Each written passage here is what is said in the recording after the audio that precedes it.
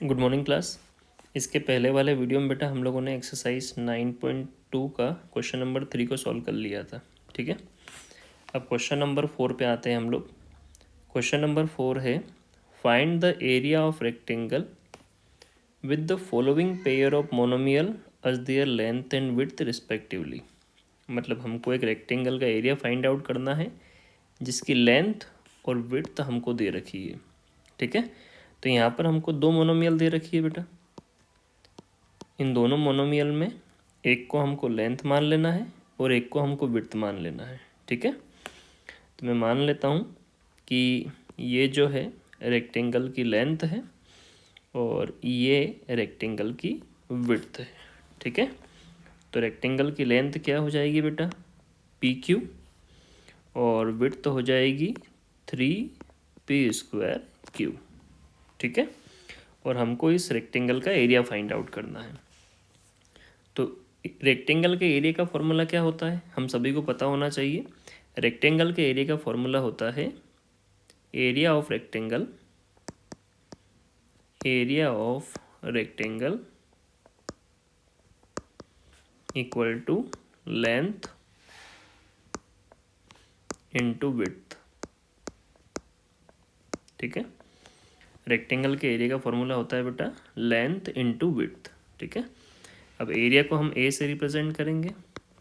Length जो है हमारे यहाँ पर हमने किसको अज्यूम किया है, पी क्यू को, तो लेंथ हो जाएगी पी क्यू और विड्थ हो जाएगी बेटा 3p² क्यू। ठीक, आगे सॉल्व करते हैं। अब ये जो पी क्यू है इसको हम ओपन कर सकते हैं, मतलब आप बीच में मल्टीप्लाई का साइन लगा सकते हैं, तो p इंटू क्यू, और ये जो 3p² क्यू है इसको हम लिख सकते हैं 3 इंटू p² इंटू क्यू। ठीक, अब इनका मल्टीप्लाई करेंगे आपस में।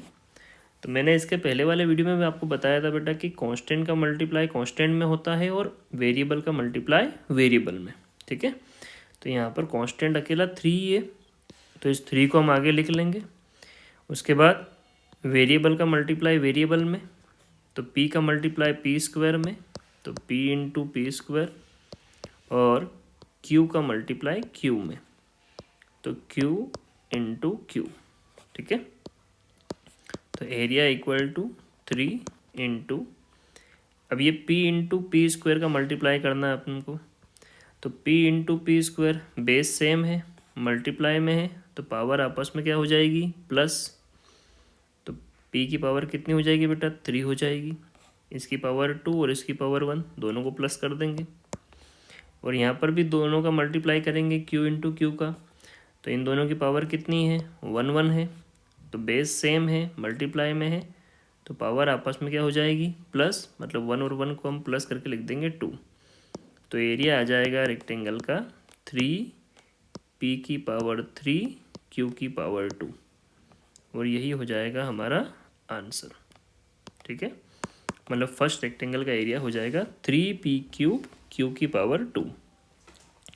उसके बाद बी में भी हमको लेंथ और विड्थ दे रखी है, और इस लेंथ और इस विड्थ से हमको इस रेक्टेंगल का एरिया फाइंड आउट करना है। तो चलिए मान लेते हैं कि लेंथ क्या है, इसकी लेंथ है n की पावर 3 और विड्थ है बेटा nm। ठीक है, तो एक मोनोमियल को लेंथ मानना है, दूसरी मोनोमियल को विड्थ मानना है, और लेंथ और विड्थ मानकर इस रेक्टेंगल का एरिया फाइंड आउट करना है। तो चलिए सॉल्व करते हैं। Area of rectangle, area of rectangle equal to length into width. ठीक है, यहाँ पर ये जो L है ये लेंथ को रिप्रेजेंट करता है, B जो है ये विड्थ को रिप्रेजेंट करता है। ठीक है, तो एरिया A, लेंथ कितनी दे रखी है बेटा, n की पावर 3, और विड्थ दे रखी है nm। ठीक है, तो n की पावर 3 इंटू ये जो nm है इसके बीच में हम मल्टीप्लाई का साइन लगा सकते हैं, तो n इंटू m हो जाएगा। ठीक, अब उसके बाद में ये n की पावर 3 का मल्टीप्लाई कर देंगे बेटा हम n की पावर 1 से, तो मैंने जैसा पहले भी बताया आपको कि बेस सेम हो, मल्टीप्लाई में हो, तो पावर आपस में क्या हो जाएगी, प्लस। तो n की पावर 3 और n की पावर 1, ये दोनों पावर आपस में जुड़ जाएगी और हो जाएगा n की पावर 4 और इंटू m। तो एरिया हो जाएगा आपका n की पावर 4 m, या इसको हम ऐसा भी लिख सकते हैं m n की पावर 4। ठीक है, और यही हो जाएगा हमारा आंसर। ये हो गया क्वेश्चन नंबर 4 का बी वाला क्वेश्चन। अब बी वाले के बाद हम लोग आते हैं क्वेश्चन नंबर 4 के सी वाले क्वेश्चन पे। और यहाँ पर भी हमको दो मोनोमियल दे रखी है बेटा। पहली मोनोमियल है 4ab और दूसरी मोनोमियल है 3a²b। एक को लेंथ कंसिडर करना है, एक को विड्थ कंसिडर करना है। तो लेंथ हम कंसिडर कर लेते हैं 4ab को और विड्थ हम कंसिडर कर लेते हैं 3a²b को। और इन दोनों ही मोनोमियल की हेल्प से हमको इस रेक्टेंगल का एरिया फाइंड आउट करना है। तो चलिए फाइंड आउट करते हैं। Area of rectangle equal to length into width. ठीक, अब एरिया ऑफ रेक्टेंगल, तो रेक्टेंगल के एरिया को हम ए से रिप्रेजेंट करेंगे। लेंथ है हमारे पास 4ab और विड्थ है 3a²b। ठीक है, अब ये जो 4ab है इनके बीच में मल्टीप्लाई का साइन अप्लाई कर देंगे।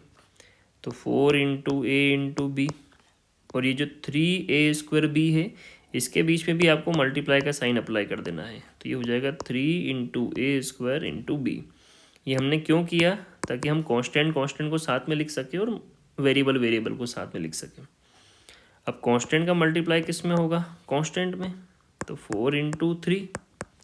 फिर वेरिएबल का मल्टीप्लाई किस में होगा, वेरिएबल में, तो a इंटू a² और b into b।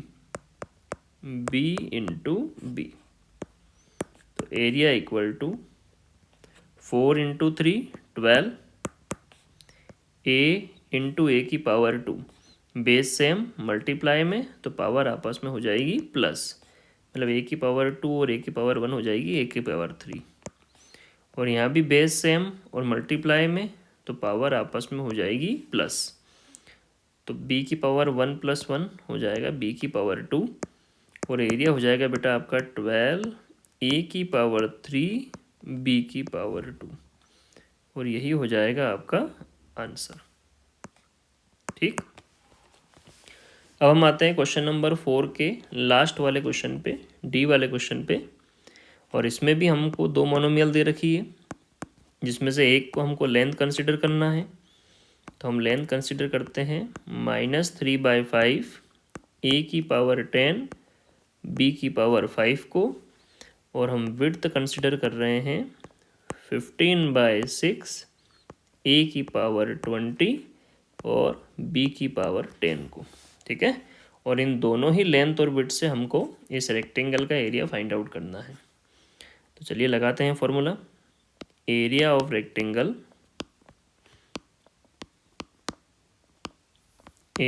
Rectangle equal to length into width.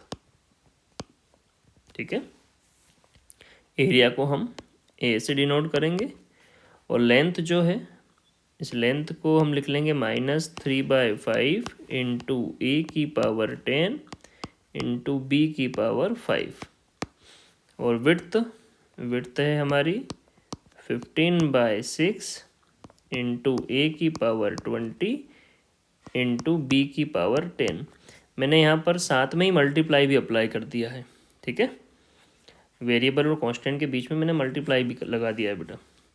अब हम क्या करेंगे, कांस्टेंट का मल्टीप्लाई कांस्टेंट में, कांस्टेंट का मल्टीप्लाई कांस्टेंट में, तो -3/5 इंटू 15/6, और वेरिएबल का मल्टीप्लाई वेरिएबल में, तो a की पावर 10 इंटू ए की पावर 20 और b की पावर 5 इंटू बी की पावर 10, तो b की पावर 5 इंटू बी की पावर 10। ठीक है, अब इसको कैलकुलेट करते हैं। 5 1 जा 5, 5 3 जा 15, 3 1 जा 3, 3 2 जा 6। तो ये 3 इंटू -1 हो जाएगा, -3/2 इंटू, अब ये a की पावर 10 और a की पावर 20, तो भाई बेस सेम है और मल्टीप्लाई में है तो पावर आपस में क्या हो जाएगी, प्लस। तो a की पावर कितनी हो जाएगी, 30, और यहाँ पर भी सेम, बेस सेम है मल्टीप्लाई में है तो पावर आपस में क्या हो जाएगी, प्लस, मतलब b की पावर कितनी हो जाएगी, 15, और आपका आंसर आ जाएगा एरिया इक्वल टू -3/2, a की पावर 30, b की पावर 15, और यही हो जाएगा बेटा आपका आंसर। ठीक है।